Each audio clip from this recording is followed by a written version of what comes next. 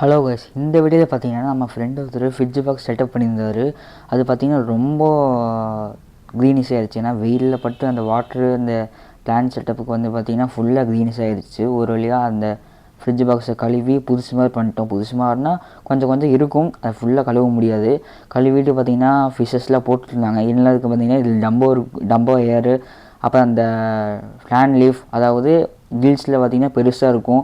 Import varieties red colour, yellow colour, blue கலர்லாம் போட்டு வச்சுருந்தாங்க. நல்லா பார்க்க அழகாக இருந்துச்சு. இது பார்த்திங்கன்னா எல்லாமே ப்ரீடிங் சைஸ் தான். இதில் ஒவ்வொரு ஃபீமேலும் பார்த்திங்கன்னா பெருசாக இருக்கும்.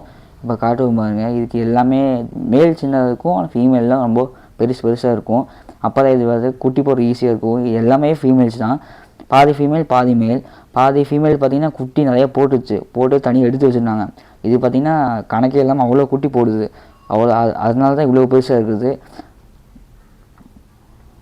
இப்போ பார்த்திங்கன்னா அந்த மேல் ஃபீமேல்லாம் இங்கே டாப் வியூவில் காட்டுறேன், அப்போ தான் உங்களுக்கு கரெக்டாக தெரியும். இப்போ பார்த்திங்கன்னா ஒரே ஒரு ஸ்னெயில் விட்டுருந்தாங்க. எதுனால பார்த்திங்கன்னா அந்த க்ரீனிஷு அதெல்லாம் கொஞ்சம் கம்மியாக இருக்காத ஒரே ஸ்னெயில் விட்டுருந்தாங்க. சின்னதாக போட்டது ரொம்ப பெருசாகிடுச்சு. இப்போ பார்த்திங்கன்னா அந்த ஃபீமேல் மேலாம் தெரியும்.